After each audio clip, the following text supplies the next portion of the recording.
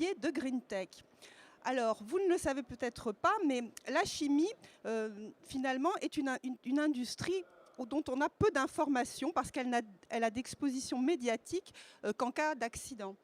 Et pourtant, elle joue un rôle extrêmement positif dans notre économie française. On compte à peu près 3300 entreprises qui emploient quelques 200 000 personnes. Et ces dernières années, elle a systématiquement figuré dans le top 3 des industries les plus exportatrices avec une balance commerciale fortement excédentaire. On a aussi coutume de dire que c'est l'industrie des industries, car son métier consiste à transformer la matière pour obtenir des substances et des matériaux qui vont ensuite irriguer toute l'économie, par exemple la pharmacie, l'automobile, les peintures, l'aéronautique, etc. Et à ce titre, je crois qu'on peut affirmer, sans industrie chimique, il n'y aura pas de transition écologique possible. Mais en tout cas, si vous ne me croyez pas, c'est ce que nous allons essayer de vous démontrer au cours de cet atelier avec nos 4 invités que je vais vous présenter maintenant. Alors, nous avons le plaisir d'accueillir Fabien Debeau de la société Arkema, qui est directeur du centre de R&D Cerdato. À côté de lui, Gita Benkiram Soufflé, qui travaille pour la société Decathlon, qui est leader transformation supply. Nous avons ensuite Christian Siest, qui est le président de la société Orion Chemical, et à côté de moi, Jean Saint-Donat, qui est le CEO de la société Afieren. Alors pour débuter notre petite présentation, premier tour de table, avec une question qui va être un peu commune à tous. Au regard de vos spécialités respectives, je vais vous proposer de faire un tour d'horizon des grandes innovations de la chimie qui permettent de relever ce défi de la transition écologique, avec une première question pour Fabien Debeau. Alors, vous appartenez à la société Arkema. On ne va peut-être pas rappeler que c'est un très grand groupe industriel de chimie de spécialité, près de 8 milliards d'euros de chiffre d'affaires dans la chimie et les matériaux. Par contre, peut-être un mot sur le Cerdato, dont vous êtes le directeur, et pour vous situer dans votre organisation. Puis après, on parlera matériaux. Très bien. Bonjour à tous. Oui, donc on ne rappelle pas qui est Arkema, mais le Cerdato est un des 15 centres de recherche du groupe Arkema. Finalement, le plus grand de ces 15 centres de recherche, le Cerdato se trouve à 1h30 à l'ouest de Paris, en Normandie, dans l'Eure, à Cerquigny. 260 chercheurs focalisés sur les polymères de haute performance. On y reviendra sans doute. Et particulièrement focalisés sur un polymère qui a été découvert là-bas, au Cerdato, qui s'appelle le Rilsan, qui est un polyamide de haute performance 100% biosourcé. Donc, c'est-à-dire qu'il vient tout simplement d'une plante et non pas des ressources pétrolières. Et je voudrais juste finir dans cette introduction, juste pour dire que l'innovation est au cœur de notre démarche, et ce centre, avec 260 chercheurs, a déposé l'an dernier 60 familles de brevets. Donc ça veut dire que ce centre dépose un brevet tous les 4 jours, et 70% de nos dépôts de brevets sont vraiment liés à un des objectifs de développement durable déterminés par l'ONU, pour faire en sorte que nous continuons à innover, mais toujours en étant de plus en plus respectueux de l'environnement et en prenant soin de notre planète. Voilà qui est le Cerdato au sein du groupe Arkema. Très bien, donc vous êtes un expert des matériaux et on va vous poser la question, qu'est-ce qui se prépare finalement dans ce domaine des matériaux pour aider à la transition écologique? Alors, les matériaux polymères, c'est finalement un groupe, un milieu qui est relativement récent. Qui dit polymère dit macromolécules, et la découverte des macromolécules a 100 ans quasiment, puisque Staudinger a découvert les macromolécules, a réussi à formaliser la matière plastique comme les macromolécules en 1919, donc c'est tout récent, il y a encore plein de choses à faire. Les polymères, ils doivent répondre à une performance toujours accrue, de résistance à des températures basses, hautes, de légèreté, d'allègement des matériaux, à vos mobilités, messieurs, dames. Et vraiment, une des catégories les plus importantes, c'est l'énergie. Et que fait Arkema, que fait particulièrement le centre de recherche où je travaille sur les énergies? Nous travaillons sur le solaire, donc l'encapsulation du silicium, ce qu'on appelle les backsheets des panneaux solaires. Nous travaillons sur l'éolien, et là je peux vous donner une illustration très précise. Le groupe Arkema a sorti un matériau qui s'appelle Hélium, et qui est un matériau thermoplastique composite qui permet de faire des pales d'éoliennes totalement recyclables. Parce que là, il y a un vrai défi, puisqu'il faut que nos pales d'éoliennes soient recyclables, ce qui n'est pas le cas aujourd'hui. Nous travaillons dans les réservoirs pour transporter l'hydrogène de vos prochaines voitures. Et ces réservoirs doivent avoir des performances, on va dire, majeures, notamment en termes de sécurité. Et puis, un dernier exemple, le monde de la batterie. Le monde de la batterie où il y a une demande exponentielle. Et là, le groupe Arkema travaille au cœur de la batterie sur les fonctions de la batterie elle-même pour générer votre courant. Également sur le casing, on va dire la batterie en elle-même. Et puis sur le refroidissement de ces batteries. Donc voilà, quelques illustrations en termes d'énergie et de grands défis à venir. Et il y a des ruptures vraiment à attendre dans ce domaine des matériaux ou est-ce qu'on a un petit peu tout découvert et on est plutôt en train d'investiguer de nouvelles applications? Non, il y a vraiment des ruptures. En fait, on découvre un matériau. Si je prends le cas du Rilsan, polyamide 11, 70 ans, totalement biosourcé. Eh bien, ce Rilsan a été utilisé longtemps comme un matériau de haute performance, puisque c'est la nature qui nous l'offre. Comme souvent, ce que la nature nous offre, il y a de très belles performances. Et on ne cesse chaque année de le faire évoluer. On touche à la macromolécule et on obtient des propriétés qu'on n'avait pas vues forcément avant. Et si je reviens sur les réservoirs à hydrogène qui équiperont vos véhicules, il faut que ces réservoirs résistent à des impacts à très basse température. Si vous venez de faire le plein en hydrogène, il faut que ces réservoirs soient légers, soient recyclables. Et en l'occurrence, notre Rilsan, il est léger, recyclable, il résiste à très basse température et il est biosourcé. Donc il y a vraiment des ruptures. Et puis ces matières plastiques biosourcées, recyclées, viennent substituer parfois le métal, plus lourd, plus compliqué également à recycler. Donc il y a vraiment, pour revenir, les 60 brevets de l'an dernier sont vraiment finalement une réponse à votre question sur la rupture en recherche. Très bien, merci beaucoup. Alors maintenant, on va passer la parole à Christian Siest. On va entrer avec vous dans le monde des PME, puisque vous dirigez une entreprise que vous avez créée d'une 40aine de personnes, qui a une spécialité dans la formulation à façon. Alors, est-ce que vous pouvez quand même nous expliquer en quelques mots quelle est votre activité exactement? Bonjour. Orion Chemicals Orgaform fabrique des adhésifs industriels et des produits de revêtement, comme par exemple la colle qui permet de maintenir les agrafes, former un barreau d'agrafes, ou encore des agents démoulants qui permettent de démouler les pièces en mousse polyuréthane. Voilà le type d'activité qu'on fait avec notre propre activité de recherche et développement et de commercialisation.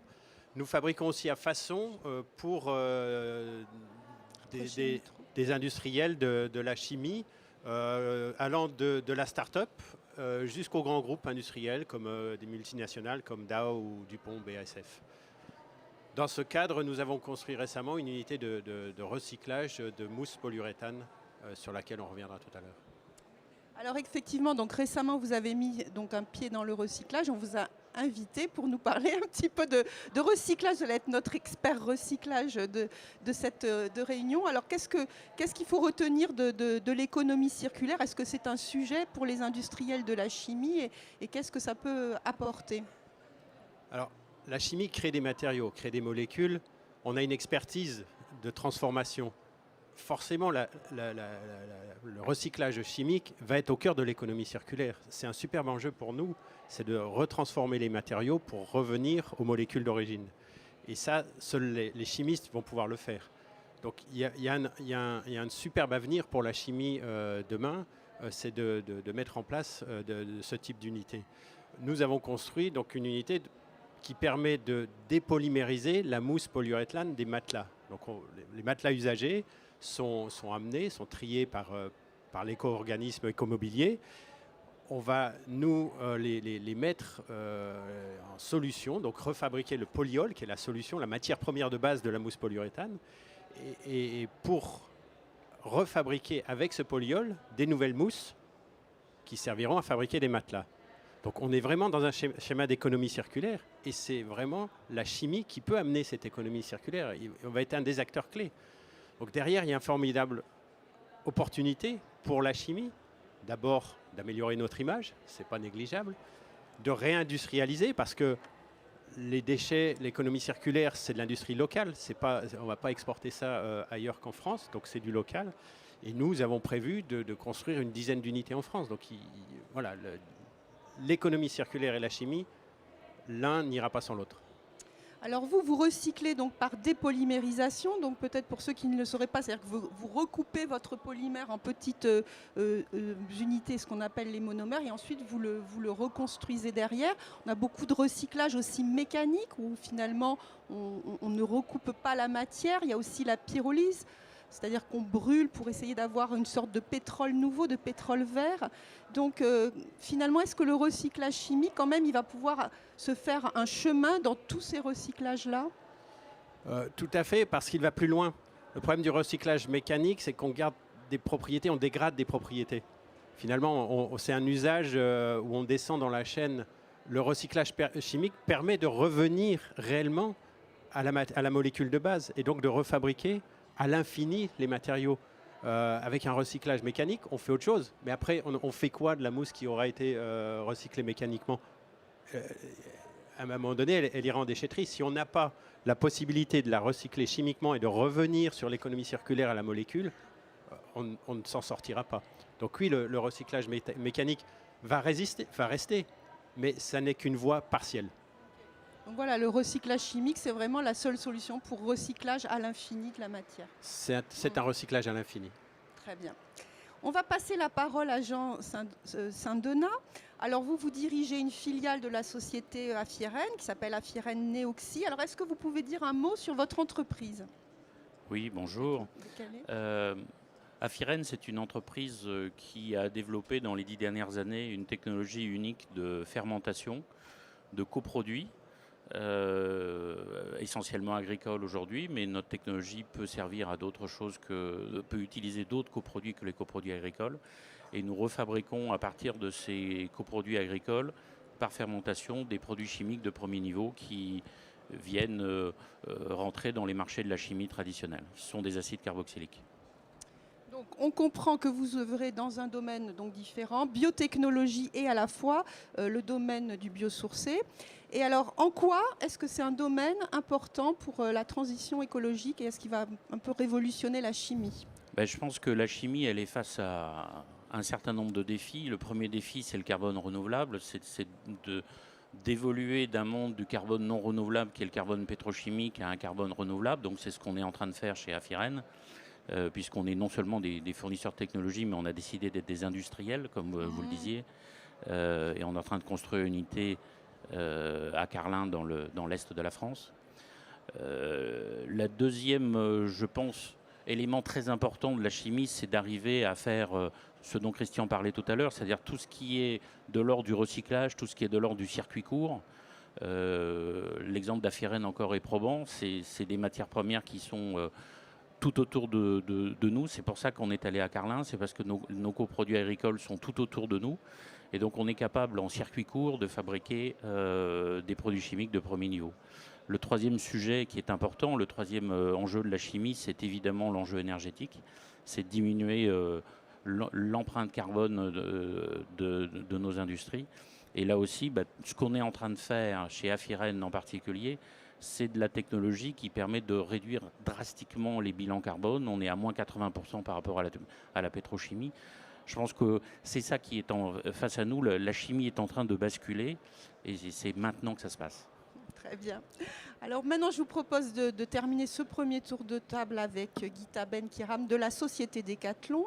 Alors, est-ce que vous pouvez nous expliquer ce que vous faites exactement chez Decathlon, sachant que la société, tout le monde la connaît bien, mais quel est votre rôle?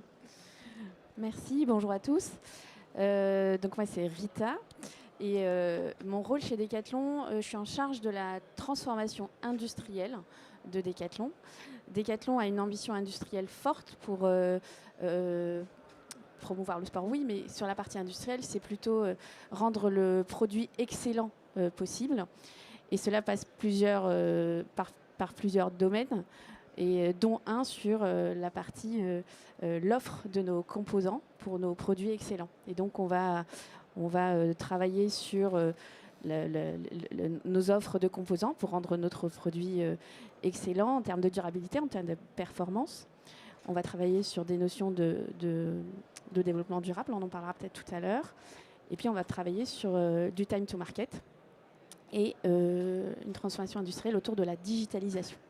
Donc voilà ce que je porte dans le groupe Decathlon. Alors finalement, qu'est-ce que vous attendez, vous, des industriels de la chimie plus précisément? Alors justement, nous associer avec des partenaires qui maîtrisent finalement la chimie, donc qui maîtrisent ce qu'on appelle nous nos rangs 2, 3, 4 sur nos produits, va nous amener à justement nous accompagner dans la transformation de nos produits, dans le fait d'amener de l'innovation dès la matière première et les associer avec nous dès le départ, dès la pensée première du produit, va nous amener à pouvoir justement travailler sur ce qu'on veut faire du produit, sur sa fin de vie, sur sa recyclabilité. Donc les associer avec nous dans cette réflexion, ça nous fait aussi profiter de leur savoir-faire. Et pour nous, ça va passer par ce qu'on appelle le co, donc la coopération, la co-conception, etc., avec des partenaires d'innovation. Très bien. Alors avant de poursuivre sur un deuxième sujet, quand même petite question à Fabien Debeau. Donc vous appartenez à une très grosse entreprise, 2 petites entreprises à cette table, dans le recyclage et dans la biotechnologie industrielle. Alors est-ce que ce sont des domaines que regarde Arkema également? Oui, tout à fait. Un groupe comme Arkema qui a une ambition de développement durable de réduire de près de 40% ses émissions de CO2 entre 2015 et 2030 ne peut pas ne pas regarder toutes les sources d'aide. Le groupe Arkema ne fait pas que regarder la biotechnologie, mais l'utilise industriellement, puisque nous avons une unité de méthionine en Asie, qui est un des 9 acides aminés essentiels pour l'homme, et qui est issu de la fermentation. Donc pour nous, c'est déjà une réalité depuis 5-6 ans. Nous continuons à regarder tous ces procédés de fermentation, ça c'est pour la biotechnologie. Ensuite, le recyclage, là aussi nous faisons plus que le regarder, puisque nous venons de faire l'acquisition du numéro 1 européen du recyclage des polymères de haute performance, Agiplast, qui vient d'intégrer le groupe Arkema depuis le mois de juin. Et pour compléter les propos de Christian, je pense que voilà, le recyclage chimique et le recyclage physique, mécanique sont vraiment complémentaires. Je pense qu'il ne faut pas les opposer. Comme l'a très bien dit Christian, le recyclage chimique permet de recycler à l'infini et permet de récupérer, ce que vous avez dit, le monomère dans un état de pureté voilà, à 100%. Néanmoins, le recyclage mécanique permet de ne faire qu'une seule étape de transformation, ce qui permet, à la fin, le produit recyclé va avoir une empreinte carbone extrêmement faible, puisque vous n'êtes pas remonté au monomère. Là où Christian également l'a très bien dit, c'est qu'attention, les cycles de recyclage vont faire perdre en performance. C'est vrai, plus sur certains polymères que sur d'autres. En ce qui nous concerne, nous lançons une gamme qui s'appelle VirtuCycle, c'est-à-dire que nous recyclons mécaniquement les polymères et en fonction du cahier des charges du nouvel objet, nous allons additiver de résine vierge pour avoir des polymères partiellement recyclés. Et ça, c'est la réalité, j'allais dire, d'aujourd'hui. Il y a beaucoup d'objets en ce moment qui sortent voilà.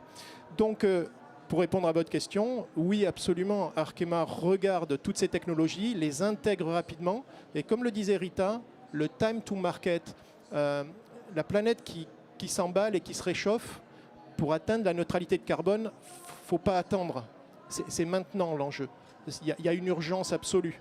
Et donc, dès qu'on voit des technologies qui peuvent nous aider dans cette trajectoire de l'accord de Paris, cette trajectoire de moins 1,5 degré, moins 2 degrés, nous les appliquons dans les meilleurs délais.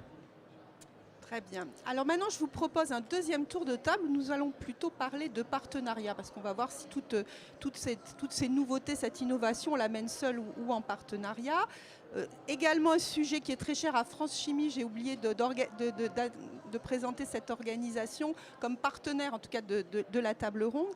Alors pendant très longtemps, il est vrai que l'industrie a joué un petit peu en solo en matière d'innovation. Enfin, en tant qu'observateur extérieur, j'avais en tout cas ce sentiment. Et maintenant, la donne a, semble-t-il, changé. On parle de plus en plus de partenariats, d'open innovation. Et donc, moi, ce que je voudrais savoir, c'est est-ce que vous encouragez ces approches, chacun d'entre vous? Est-ce que c'est un passage obligé pour arriver à innover et répondre aux enjeux de la transition écologique? Alors, peut-être la première question, on va la poser à Christian Siest. Vous, votre modèle économique, c'est celui de la production à façon, donc pour autrui. Donc forcément, il y a toujours un petit peu une notion de partenariat. Mais pour autant, est-ce que ça a changé? Est-ce que notamment dans votre relation avec Dow ou avec d'autres entreprises, que vous allez plus loin? Effectivement, nous sommes dans une réelle logique de partenariat. On va l'illustrer à travers 2 exemples. Donc, un groupe américain comme Dow, qui est un très grand groupe, des premiers chimistes mondiaux, va se concentrer sur son modèle de base, son cœur de métier. Nous allons lui apporter, là où il va diversifier, où c'est des petites unités, on va lui apporter une flexibilité, une proximité locale, sans avoir à multiplier les usines. Donc on est vraiment dans une logique de partenariat sur le long terme. C'est formidable de travailler avec des groupes comme ça parce qu'on crée ensemble. Beaucoup de projets, de nouveaux projets viennent vers les PME comme nous. Et voilà, on n'est pas là pour écrêter des capacités. On est là pour être l'outil industriel de nos clients. Et ça, c'est vraiment, ça leur permet aussi d'accélérer cette prise en compte. Un autre exemple, c'est les startups.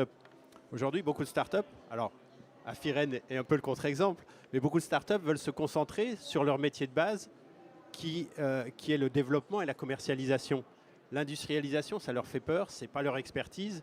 Donc nous les accompagnons. Nous allons être l'outil industriel des startups. C'est déjà quelque chose de concret d'un certain nombre de startups pour les accompagner dans le développement et dans la production. Et on a une startup pour laquelle on étudie la construction de leur unité chez nous. On sera l'exploitant industriel. On les débarrasse de contraintes d'un métier qu'ils ne connaissent pas, qui leur fait peur et qui va les ralentir. Et vraiment, c'est un business model nouveau. Et eux vont pouvoir se concentrer et accélérer leur développement. Très bien, donc c'est vraiment par essence, l'essence même de votre société que d'être un partenaire.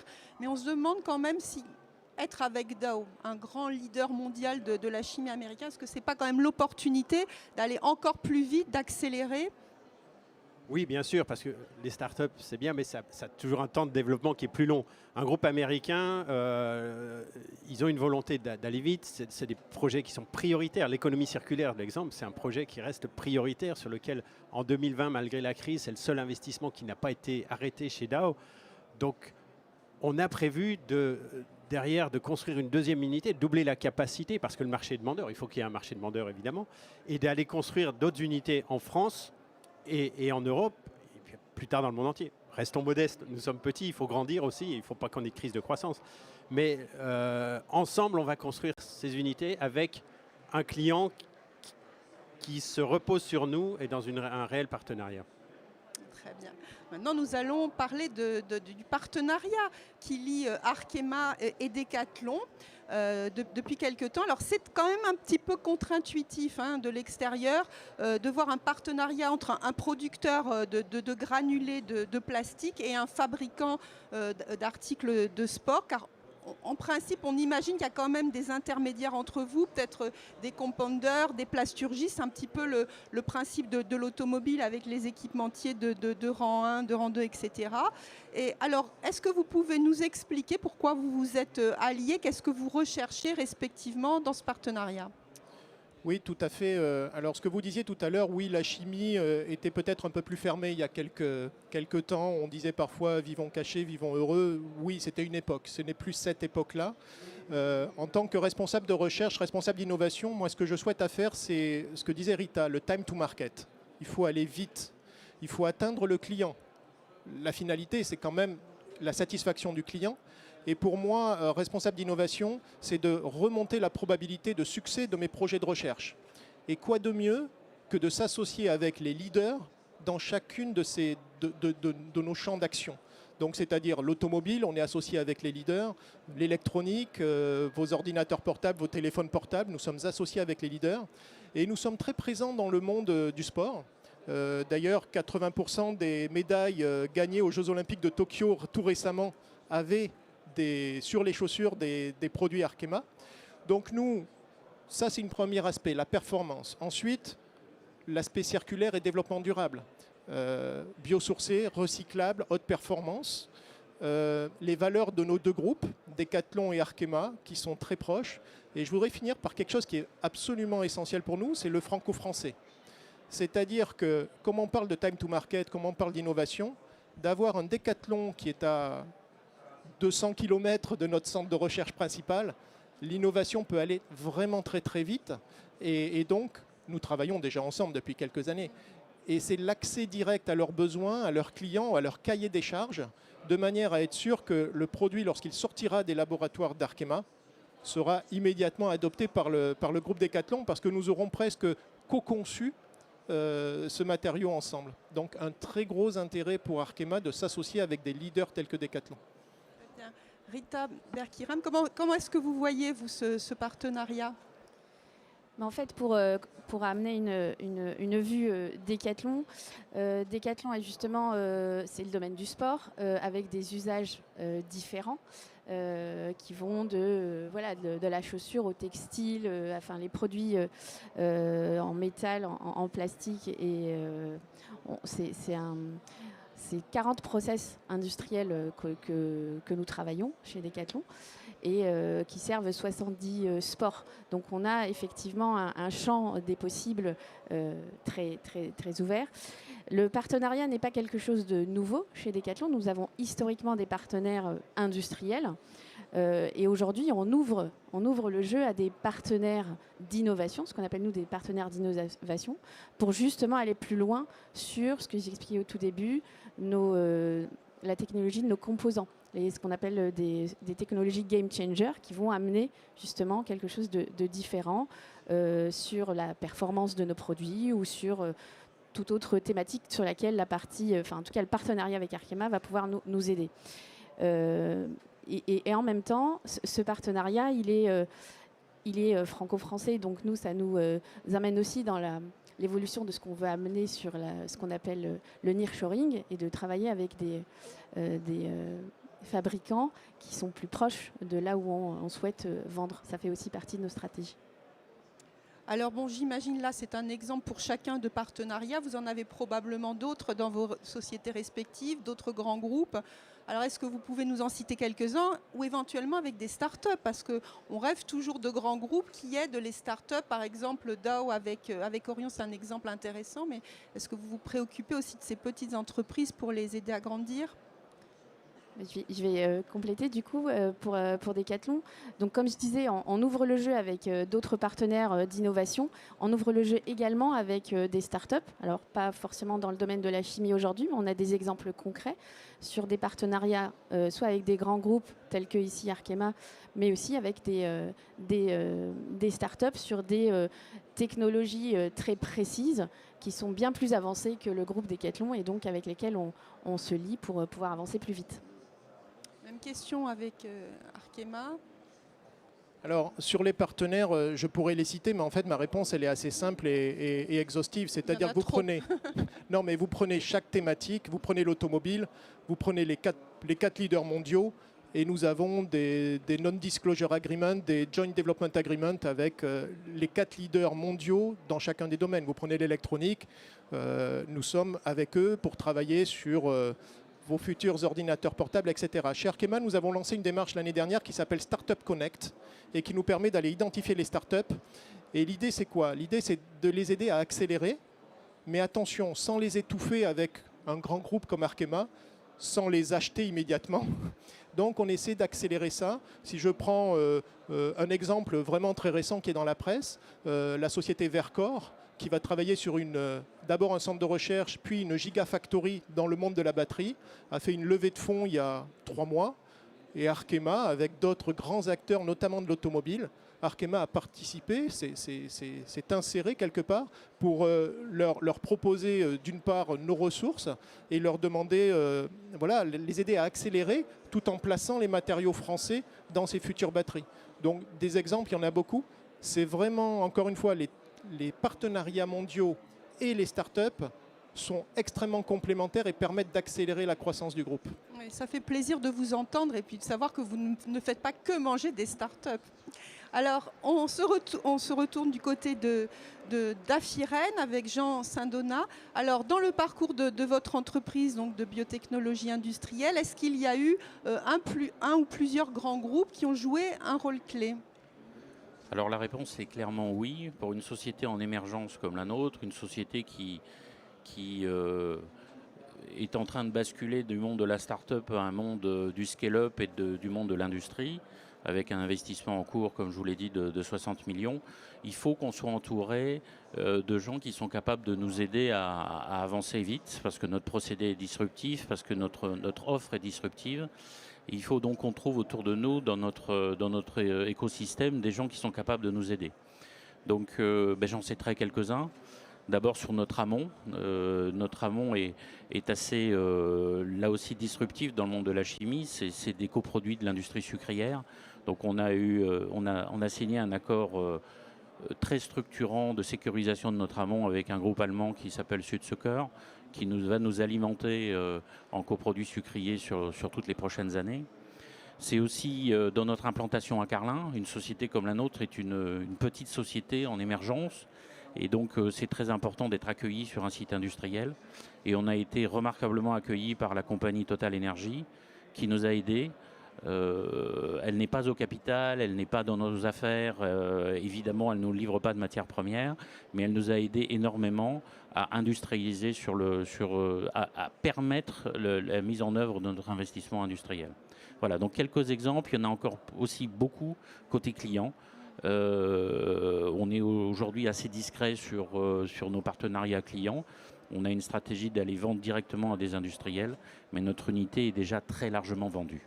Oui, c'est vrai que c'est ce qu'on voit beaucoup dans des sociétés un petit peu équivalentes à la vôtre, comme Global Bioénergie, Metabolic Explorer. Ils communiquent effectivement beaucoup sur des partenariats clients, mais il faut vendre sa production même avant que l'usine soit faite pour se sécuriser en fait. C'est aussi pour ça qu'on a pu aller vite, c'est aussi pour ça qu'on a réussi à réunir pas mal d'argent pour construire notre usine, c'est qu'on avait des partenariats commerciaux qui étaient très largement solidifiés depuis pas mal de temps. Voilà.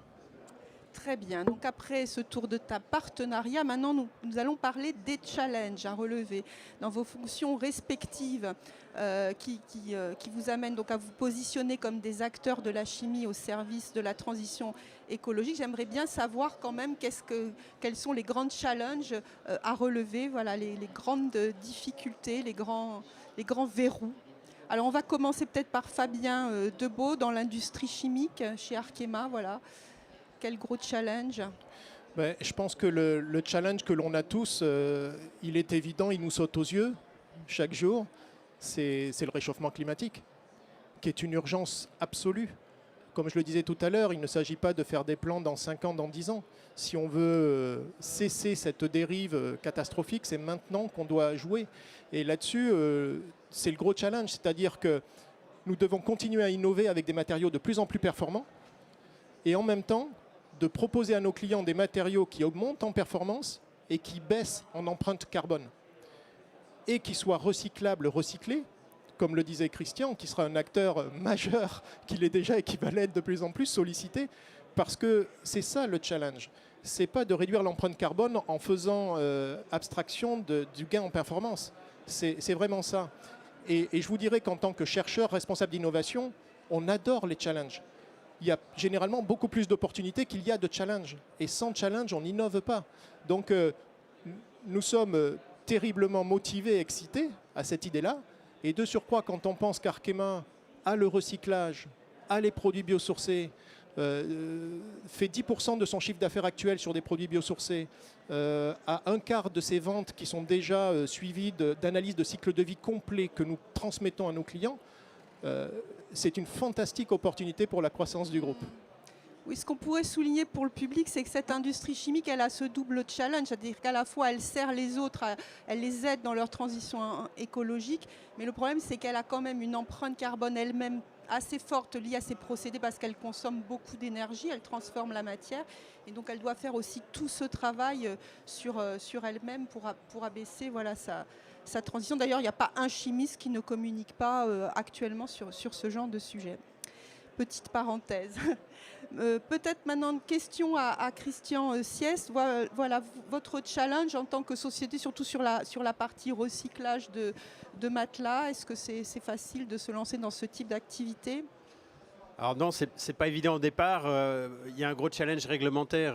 Il faut que le recyclage aujourd'hui soit vraiment vu comme une transformation chimique, c'est-à-dire comme une activité de chimie ordinaire, et non pas comme une activité de traitement des déchets qui apporte beaucoup de contraintes. Nous, le déchet, c'est une matière première. Alors, variable, parce que les matelas, ils ont des durées de vie, des process de fabrication différents, mais c'est une matière première. Et derrière, la chimie qu'on va faire, c'est de la chimie traditionnelle. Ce n'est pas différent de ce qu'on fait d'habitude. Donc, si on a trop de contraintes réglementaires, ça va freiner. On va hésiter à aller dans ce processus-là parce que le ralentissement fait que les unités ne seront pas opérationnelles en temps voulu. Donc il faut un accompagnement des pouvoirs publics, il faut que les pouvoirs publics comprennent. Et c'est en train de changer, on est sur la bonne voie. Par exemple, une décision très récente du ministère de l'écologie, c'est de dire si le chimiste est en train de fabriquer des produits chimiques sur son usine, à ce moment-là, il a déjà toutes les contraintes réglementaires associés à ces fabrications sur des sites particuliers, sur des sites Seveso. Et donc, il n'y a pas besoin de le considérer l'activité de traitement de déchets comme une activité de traitement de déchets. C'est une activité traditionnelle. Ce qui évite d'avoir des rubriques complémentaires, des enquêtes publiques qui ralentissent énormément et sans qu'il y ait un enjeu derrière, si ce n'est de dire « Ok, j'ai coché la rubrique ». Voilà l'exemple où on a pu avancer et les pouvoirs publics nous ont compris. Donc, il faut continuer parce que chaque projet est différent et il faut aller vite. On l'a dit, la TE, c'est une histoire de rapidité. Si on n'a pas un accompagnement réglementaire pour aller vite, on n'y arrivera pas. Monsieur Saint-Donat, même question pour votre activité. Donc, quel est le challenge, à réussir pour votre entreprise en ce moment? Comme le disait Fabien, le réchauffement climatique, c'est maintenant. On amène une solution disruptive à nos clients pour diminuer drastiquement leur empreinte carbone. Donc notre challenge quotidien, c'est d'exécuter aujourd'hui, c'est de démarrer notre usine industrielle qui va démarrer à la fin de l'année. Et puis c'est après d'être capable de croître. Donc ça veut dire financer la croissance, ça veut dire organiser les équipes, ça veut dire industrialiser. Donc le challenge, c'est pour une entreprise de taille très limitée comme la nôtre, hein, on est moins de 100 aujourd'hui, c'est d'être capable de tout faire en parallèle et d'être au rendez-vous pour démarrer les usines. C'est des investissements par dizaines de millions d'euros à chaque fois. Donc il faut qu'on soit très professionnel dans l'exécution. Voilà, donc notre challenge, c'est de faire aujourd'hui. Est-ce que ça serait plus difficile d'industrialiser de la biotech que de la chimie classique? Parce que la chimie classique, ça, on connaît depuis très longtemps. L'essentiel des produits chimiques sont faits comme ça. Donc il y a un grand savoir-faire derrière. Est-ce que c'est plus compliqué? Non, je ne pense pas. Je pense que le carbone renouvelable, c'est maintenant. On peut tourner le problème dans tous les sens.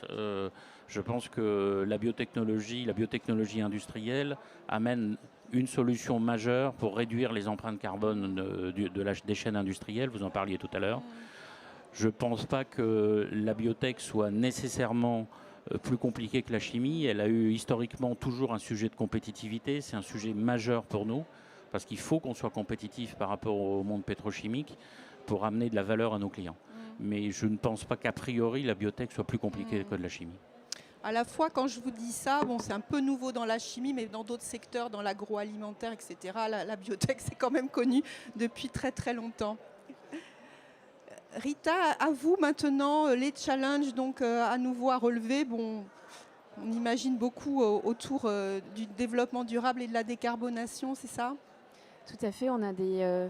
alors, je vous expliquais au tout début nos 4 enjeux majeurs en industrie chez Decathlon, sur le time to market, la digitalisation, nos offres de matériaux et de composants, et le 4e enjeu étant effectivement toute la partie développement durable. Nous travaillons majoritairement côté industrie sur 3 thématiques. La première étant la maîtrise de nos matières premières, quelque chose qu'on sait plutôt bien faire et historiquement sur le textile.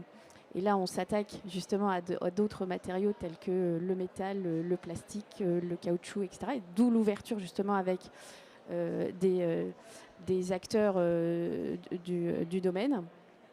Une deuxième tactique autour de l'éco-conception de nos composants et de nos produits finis. On part de loin sur cette thématique-là. Et une 3e tactique sur la décarbonisation de notre panel fournisseur, puisqu'aujourd'hui, 80% des émissions CO2, près de 80% des émissions CO2 pour un produit viennent des matériaux et de la production. Donc on s'attaque à ces enjeux-là. Très bien. Alors, il y a un sujet donc, que vous avez évoqué, vous, c'est la compétitivité. En fait, on en a finalement peu parlé, le prix de cette innovation, parce qu'on entend souvent dire que cette chimie pour la transition écologique n'est pas toujours rentable. Le plastique recyclé a la réputation d'être plus cher que le vierge, le biosourcé également plus cher que le pétrosourcé. Alors, à tous, comment est-ce qu'on peut gérer ce problème? Est-ce qu'on peut jouer sur les coûts pour s'aligner, ou alors est-ce qu'il faut imposer un prix premium aux consommateurs? On va peut-être demander aux chimistes en premier, puis on terminera par vous pour savoir ce qu'en pense le consommateur. Alors, qui veut commencer? Prix. Comment on fait? Je veux bien commencer. Ma réponse, elle est simple, c'est un peu les deux en fait, hein, on aime bien ça. Donc être compétitif et être capable d'avoir un prix qui valorise le biosourcé. Donc c'est ce qu'on essaye de faire, ce qui n'est jamais facile. Donc c'est un exercice où il faut valoriser l'offre de service auprès de nos clients. Mais je pense que ce qui est extrêmement important, c'est la compétitivité dans une industrie de masse, dans une industrie qui si on veut avoir un vrai impact, Fabien parlait tout à l'heure du réchauffement climatique, si on veut avoir un vrai impact, il faut être capable de parler de volume. Et si on parle de volume, il faut d'une façon ou d'une autre avoir un bon niveau de compétitivité. Voilà, donc ça c'est le procédé. Alors voilà, c'est la robustesse du procédé, sa performance. C'est beaucoup de choses, c'est le procédé, c'est l'amont sur les matières premières, c'est plein de choses en fait. C'est tout ce qui fait la compétitivité générale d'une entreprise. Et je pense que c'est là où Afiren a beaucoup réfléchi dans sa façon d'appréhender la compétitivité générale d'une entreprise. Voilà, Monsieur Sieste, comment faites-vous chez Orion Produits Recyclés? Est-ce que vous arrivez à un coût intéressant à la fin? Alors, c'est clairement une problématique, puisque effectivement le polyol qui va être produit va rentrer dans la composition de matelas qui doivent continuer à avoir un prix abordable pour le consommateur. Maintenant, je pense que le consommateur, il est aussi, je laisserai Rita s'exprimer, mais les jeunes en particulier prennent en compte cette problématique de recyclage dans leurs achats. Donc ça, c'est vraiment un plus. Et après, il y a un accompagnement réglementaire aussi, il y a une évolution. La loi AGERC oblige à recycler un certain nombre de choses. Les chimistes ont des engagements de réduire leur empreinte carbone, donc ils sont obligés de prendre en compte le recyclage et de le positionner dans la chaîne de valeur. Il y a un moment donné, ce ne sera pas forcément rentable. Il y a cet effort-là que les gros sont prêts à faire pour dire il faut mettre en place la technologie pour la démontrer et arriver à un effet de levier, à des volumes qui permettent d'être compétitifs. Forcément, il y a un risque à prendre, il y a des choix, il y a des développements avec des difficultés économiques. Et l'accompagnement des pouvoirs publics, l'aide au financement des unités industrielles, c'est clé pour pouvoir démarrer ces nouvelles technologies-là. Très bien. Quel est le point de vue d'Arkema sur ce sujet? Voilà, faut-il sortir des produits à coût compétitif ou premium, ou comment on fait? Alors, comme le disaient Christian et Jean, oui, évidemment, la compétitivité, elle est là, mais elle est majeure. Alors, chez Arkema, on a la chance, c'est que ce fameux Rilsan biosourcé, on l'a découvert en 1947. Et que ça fait longtemps que le procédé est optimisé et amorti. D'ailleurs, un gros client nous a dit qu'on avait 70 ans d'avance sur d'autres concurrents. Mais je reviendrai sur ce que vient de dire Christian. Je pense qu'il faut se mettre à la place des clients. Et là, il y a une génération qui arrive, mais qui est autrement plus sensible aux problèmes de l'environnement que ma génération l'est. Et lorsque vous êtes devant une paire de chaussures qui a fait 2 fois le tour de la planète avant d'arriver sur votre rayon, et qu'à côté vous avez une chaussure qui est beaucoup plus vertueuse, qui respecte l'environnement et qui a été produite avec des produits vraiment tout à fait, j'allais dire, indolores pour l'environnement. Là, il y a vraiment une prise de conscience à prendre. Le volume, il est important. Et pensons à quelque chose au coût complet. Arrêtons de comparer le prix de la chaussure j'allais dire, au kilo. Regardons le prix de la chaussure à l'usage. Et lorsque vous travaillez sur la durabilité du produit, lorsque vous avez allégé votre chaussure, eh bien, à la fin, c'est vraiment le prix à l'usage, le coût total qu'il faut regarder. Donc, je pense que tout vient d'une prise de conscience, d'une génération. Donc, j'allais dire, régénérons les polymères, recyclons, régénérons les polymères pour cette nouvelle génération qui arrive. Oui, on va écouter le point de vue de Decathlon, mais peut-être je vais prévenir la salle et également sur le net. Préparez vos questions, éventuellement. On pourra prendre quelques questions ensuite. Alors, madame, qu'est-ce que pense le consommateur, vous qui êtes si près de lui? Alors, pour rappeler déjà la mission de Decathlon, c'est de rendre le plaisir et les bienfaits du sport accessibles au plus grand nombre. Et donc l'accessibilité reste au cœur de nos ambitions. Et comme le disait Fabien, on a aussi travaillé sur une notion de ce qu'on appelle nous ITCO, donc c'est Environmental Total Cost of Ownership, donc sur toute la chaîne de la valeur, pour faire des choix d'approvisionnement qui font que peut-être dans le fait de faire évoluer certains process de fabrication, c'est pas parce que le produit est fabriqué plus proche ou en tout cas avec des matériaux plus nobles qu'il est sur toute la chaîne de la valeur plus cher. Donc on travaille beaucoup là-dessus pour justement ne pas appliquer les hausses à nos clients. Ensuite, il y a l'évolution aussi des attentes de nos utilisateurs qui sont sensibles à la question du développement durable. Nous apprenons aussi à communiquer ce qu'on fait pour rendre visible ce qu'on fait et donc expliquer aussi à nos utilisateurs l'évolution de nos produits autour du développement durable. Mais ça veut dire que concrètement, ils peuvent payer un petit premium si ils ont dans l'idée que le produit est plus vertueux? On imagine qu'ils pourraient. En tout cas, pour l'instant, on travaille plutôt toute la partie back, justement en allant chercher le meilleur approvisionnement sur toute la chaîne. On y arrive plutôt bien, puisque, comme je le disais, on reste sur cette notion d'accessibilité. Par contre, on imagine que si on va encore plus loin, notre utilisateur le suivrait, tenter qu'on arrive aussi à le communiquer, à bien expliquer ce qu'on fait. Oui, donc ça veut quand même dire, les chimistes, il faut bien travailler la compétitivité en amont. Alors maintenant, on va voir s'il y a des questions, peut-être. On a un micro, question de la salle. Si vous pouvez vous présenter, monsieur. Ça marche pas, je peux parler fort, ça me dérange pas. Allez-y. C'est plus pour les personnes en Bon, attendez, vous n'êtes pas loin, peut-être je peux vous attendre. Allez-y, normalement, ça marche. C'est bon ? Oui. Ok. Bonjour, je m'appelle Barnabé Vézère, je dirige une PME dans la chimie pour le bâtiment. J'ai plusieurs commentaires, parce que j'essaye de faire des produits toujours plus verts aussi pour le bâtiment. Mettez le micro très proche, s'il vous plaît. Ça marche. Je vais vous donner une... J'essaye de chercher, par exemple, pour l'instant, des bidons, j'étais en contact avec Agriplace d'ailleurs, recyclés. C'est 40 à 60% plus cher. Pour avoir des bidons, ça pue, c'est moche. On ne peut pas mettre tous les produits chimiques dedans. Donc je pense que pour l'instant, il y a quand même quelques problèmes pour des produits très usuels, autres que la paire de chaussures qui peut être un petit peu aspirationnelle, pour avoir des produits chimiques recyclés, biosourcés et autres. Ensuite, on a beaucoup parlé des startups, des grands groupes. Moi, ça fait des années que je n'arrive pas à travailler avec Arkema. Je ne sais pas pourquoi. J'essaie de contacter. Il n'y a pas de portail pour les PME, il y en a pour les startups parce que ça fait des clics et que ça permet aussi de faire des jolis projets. Il y en a pour les grands groupes et Decathlon, moi j'adore aussi, c'est super. J'achète tous mes trucs de sport là-bas. Mais pour une PME comme la mienne, je suis obligé de travailler avec des Allemands, je travaille avec BASF, je travaille avec Evonik, je travaille avec d'autres personnes en direct, avec des Belges, avec des Italiens. Mais j'arrive pas à travailler avec des grands groupes français. Alors moi j'essaye justement de savoir comment je peux faire pour travailler avec des Français. J'aimerais beaucoup travailler avec des Français. Alors, qu'est-ce que vous pouvez dire pour répondre à ce monsieur? Mais je pense que c'est à moi de répondre. Merci pour votre...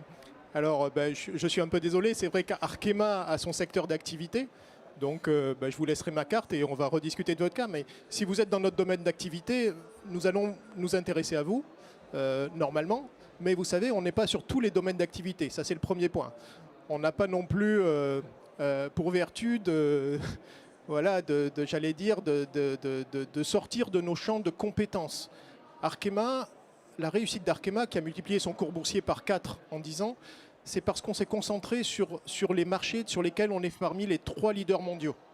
On ne sait pas jouer ailleurs. Quand vous n'êtes pas dans les 3 leaders mondiaux, vous n'êtes pas compétitif. Du coup, vous ne pouvez pas innover puisque vous n'avez finalement pas assez d'argent pour innover.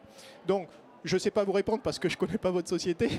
Mais en tout cas, je vous remercie pour votre intervention.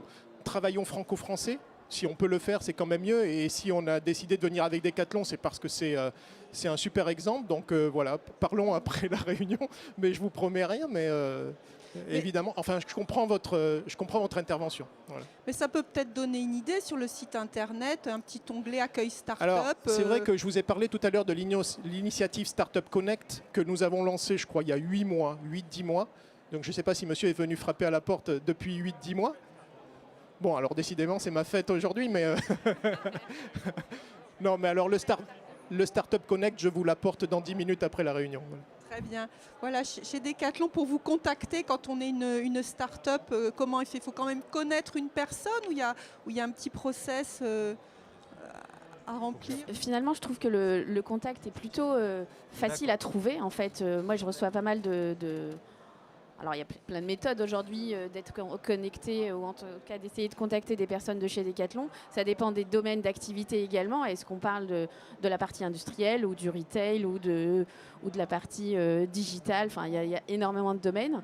Mais en tout cas, ça, c'est ma conviction. Je pense que de la manière dont moi, en tout cas, je suis approchée via des réseaux assez facilement connus, on arrive à nous contacter assez facilement. Après, voilà, il faut voir de quel domaine on parle. Souvent, moi, je mets contact. En fait, les personnes qui me contactent sur un sujet, je vais peut-être les réorienter. Dernièrement, j'ai été contactée sur une problématique juridique sur un domaine très précis et les personnes sont contactées. Donc, voilà, enfin, tout n'est pas parfait, mais disons quand même il y a une sorte d'amélioration entre des entreprises qui ne travaillaient jamais avec des startups et maintenant qui commencent quand même à regarder. Et puis je pense que cette réunion finalement va vous donner un accès direct, donc vous avez bien fait de venir, mais bon, le process s'améliore, on peut dire comme ça. Je pense que le process s'améliore et en fait, je peux dire aussi pour Decathlon, on repart dans cette ouverture.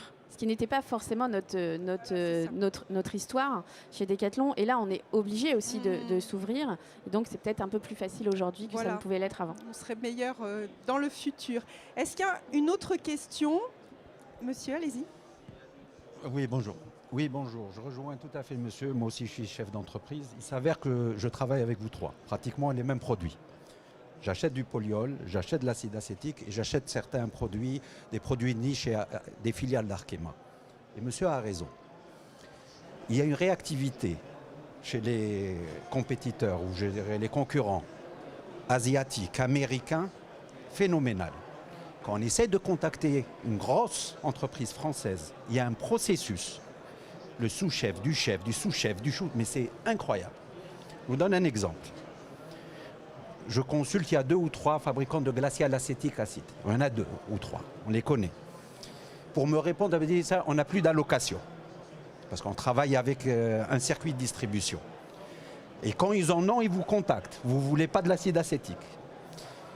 Je contacte des Coréens ou je contacte des Indiens, ils me donnent un embarquement pour la semaine d'après. Vous trouvez ça normal? Et c'est le cas d'Arkema. Il faut connaître quelqu'un comme vous, qui me donne une carte, et créer une relation privilégiée pour pouvoir travailler. Et ce n'est pas normal. Aujourd'hui, 80% de mes achats sont asiatiques. Ça me fait mal au cœur. J'aurais souhaité travailler avec des entreprises françaises. Je travaille avec une autre entreprise, ES Chimie. Elle est française. Mais elle s'est faite racheter par des Indonésiens. On est dans les alcools étoxylés et tout ça.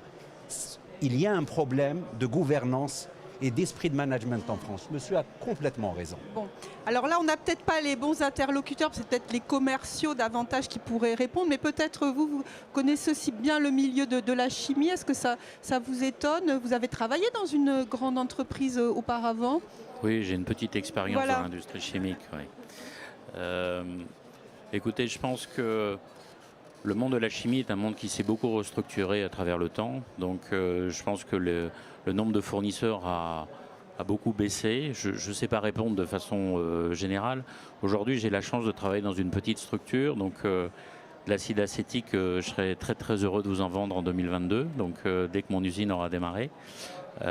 Et en plus, il sera biosourcé par rapport aux produits pétrochimiques que je pense que vous êtes en train d'acheter. Donc je pense qu'il faut être pragmatique, je pense que c'est vrai que le contact humain est important, je pense qu'il s'est peut-être aussi un peu perdu à travers le temps. Donc voilà, c'est pour ça que le commerce, c'est quand même intéressant de voir les gens.